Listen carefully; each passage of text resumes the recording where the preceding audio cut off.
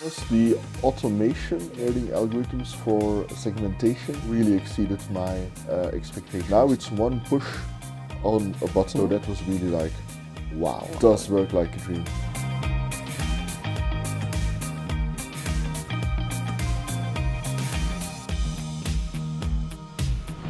It is a sunny day for RaySearch laboratories today, obviously not weather-wise.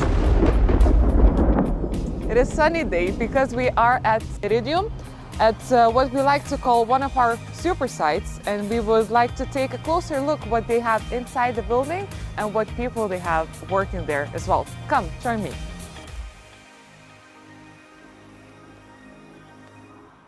Iridium Netwerk is Belgium's largest radiotherapy provider, serving more than 1.5 million people in the Antwerp region. The network spans 18 locations, operates 10 linear accelerators, and delivers over 6,000 treatments each year. More than 4,500 new cancer patients begin treatment here every year. For us, Iridium is a super site, and today we're here to learn from the team. So, Piet, how are you feeling today? Very well. Very well. Excited about this interview. Meet Dr. Piet Dirix, radiation oncologist and head of the Radiotherapy Department, representing Iridium's network's super team today. Piet's key performance metrics: published over 90 peer-reviewed publications, treats around 250 new patients each year, has a clinical focus on genitourinary cancers and stereotactic body radiotherapy. Off-site profile: Piet is married and has 3 daughters, loves Italy and all things Italian, favorite cocktail, anything with Campari. And Piet describes himself as a compulsive reader. Piet has been a key player in the collaboration between Iridium and RaySearch since 2015. Together, the team has introduced workflow improvements that increase automation and support safer, steadier cancer care. The same collaboration continues to this day. In fact, we already had a meeting with RaySearch.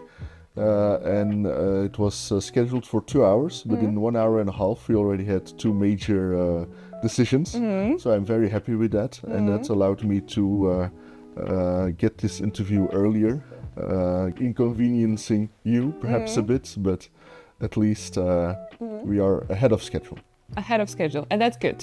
That's typically RaySearch, I would say. Ah, it's gonna be a quote. Okay, is that a typical day for you at work, would you say? Yeah, typically it starts at 8, and then we discuss the patients that are coming to our department for the whole day. And as head of the department, I try to be there as much as possible to see what is happening and get a feeling. And then half my day will be clinical work, and the other half will be managerial work. So that's of course a lot of meetings and a lot of more boring stuff, but somebody has to do it. Let's say now, let's open up our imagination a bit. If you could switch jobs for a day, what would be that job? Any job at all? Any at all. Okay. Anything. I'm tempted by politics. I don't think I would be really good at it, and because it's a lot of investment also in meeting people and in building bridges, but I would like to see how I would do in that setting, see if I could be a success there or abject failure. But perhaps one day is too little to make that call, but on the other hand, an abject failure probably is you can manage on one day. But a real success, I'm not sure in politics. Yeah, I'm just thinking of what is. Yeah, I'm just thinking what is it's possible to achieve in politics in one day. Yes. So if you could automate one task in your work, what that would be? The scheduling. That's one of the discussions we had today with the people from RaySearch. So we have at the moment in Iridium 10 Linux spread over 3 sites, and especially the central site here in the hospital where we are is very well used, and we sometimes run a risk of having some waiting lists, and therefore scheduling of our Linux is very important and still involves a lot of manual labor. It's not something that I do personally, of course, but that I supervise, and I believe that an automated workflow, as RaySearch is developing and hopefully will be ready by next year, will be a tremendous difference. Do you have faith in RaySearch in here, that it would deliver I your think so. expectations? I think so. I saw a first demo and it was very impressive. So I'm really looking forward to that, and I think it will deliver. Also, a second solution is dashboarding that we talked with Frederick Luffman's team of Ray Analytics, because now also sometimes we have patients that are fully ready. Thanks to RaySearch, because the workflow is so automated that the delineation and the planning takes a lot less time. So we typically foresee 5 working days between the simulation and the start of treatment. But plenty of patients are already finished. And then when a patient drops out because he or she is ill or changed his or her mind, then we can move those patients forward. And having a dashboard that really shows you the patients that are already ready would help tremendously to move them forward and not have empty spots on the machine because somebody drops out, because that's horrendous. Oh, definitely. And then you mentioned that there will be a demo in December. Let's go back to today. And where are we? What room are we in? This is my office. This is your office, yes? Yes. So since we are in your office, we can take a little peek at your work desk. And it's just behind you, but I'm just gonna ask you, what is the most important thing on your work desk? Well, you might notice behind me I'm looking. a little statue of an owl. Yes. It belonged to my father, who deceased recently. He died in February of this year due to pancreatic cancer after an illness of less than a year. As you might know, pancreatic cancer is unfortunately a very aggressive cancer with very little curative options, and he was stage 4 diagnosis. But he was an academic, not in medicine, but in law. And he collected owls, because the owl is a symbol of wisdom. It was with the Greek goddess of wisdom, Athens. She is often represented with an owl. So he collected owls, and I bought him a lot of owls on my travels. So we had a nice collection, and this is one of those that he bought himself or was given, I think, by somebody, and that I like a lot, and that I chose wherever I go to have one of his owls to remind me of him, because it was a big inspiration, of course. Were there any aspects that RaySearch brought to your clinic which exceeded your expectations? To be honest, the automation and especially the algorithms, the machine learning algorithms for segmentation really exceeded my expectations.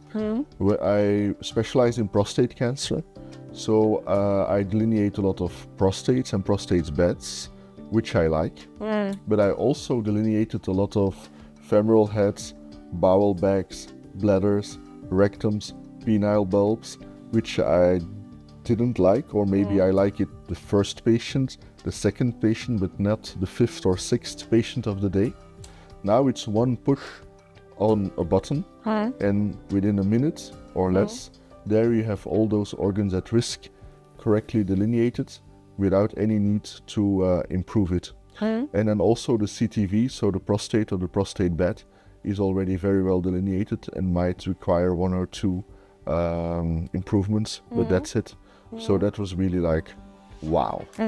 So I did some more research and more internal research, and I picked up of some of the emails that's been shared between colleagues and you yourself. And I just have like a small little quote that says, "It works like a dream."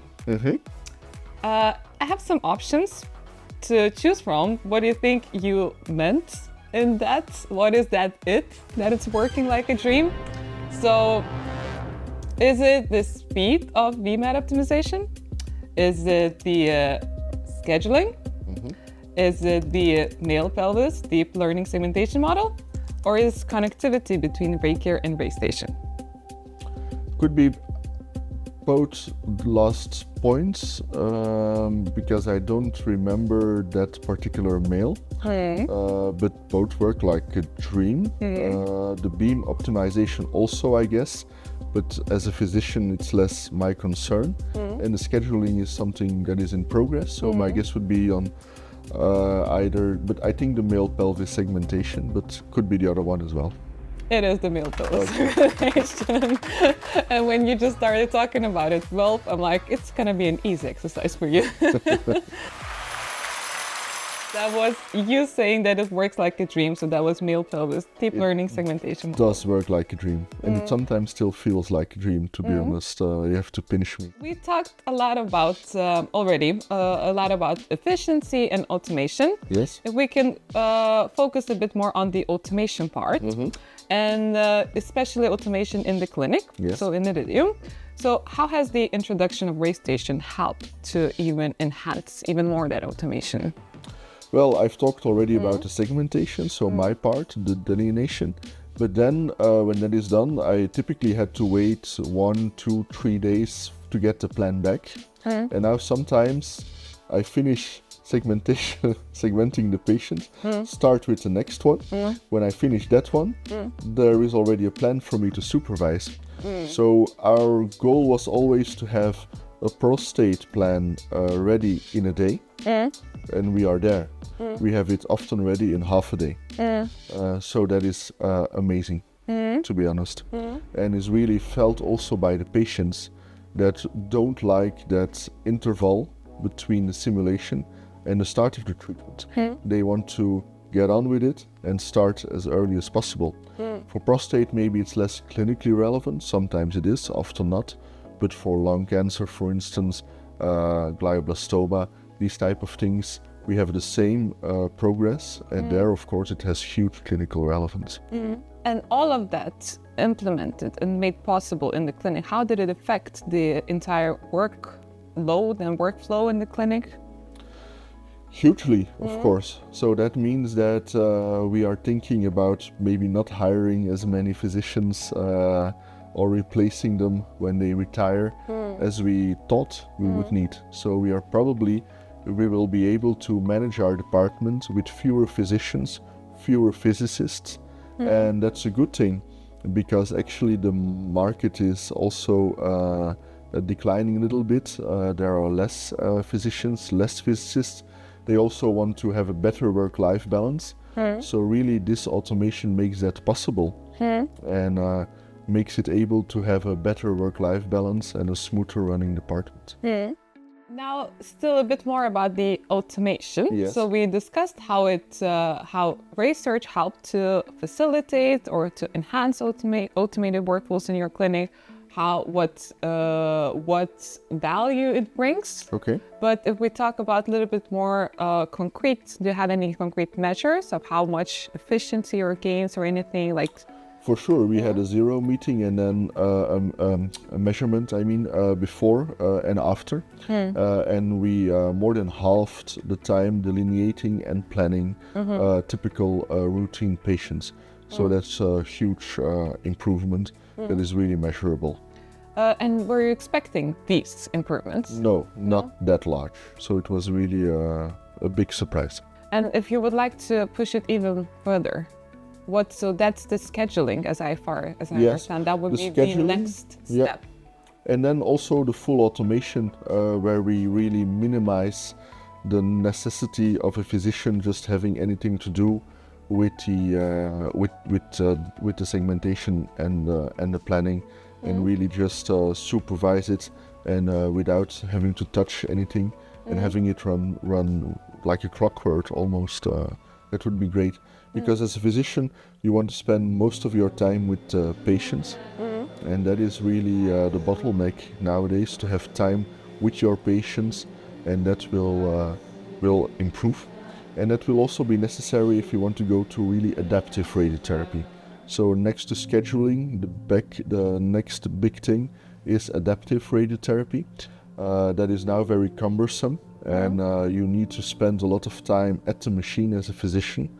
If you have very quick segmentation and planning, fully automated in a couple of minutes, It could be done by the RTTs or with the physician just as a backup, and that would really speed up that process and be the next frontier, I think, in radiation oncology, because we've talking for decades about adaptive radiotherapy, but to really implementing it, that will be a huge thing. And do you have faith in RaySearch helping to achieve that? Absolutely. That's one of the big next topics of our collaboration and of our research collaboration especially, that we will tackle that problem. So I'm incredibly excited about that opportunity. So that's something to look forward in the future. When you come back in a couple of years, I can say that's another dream come true.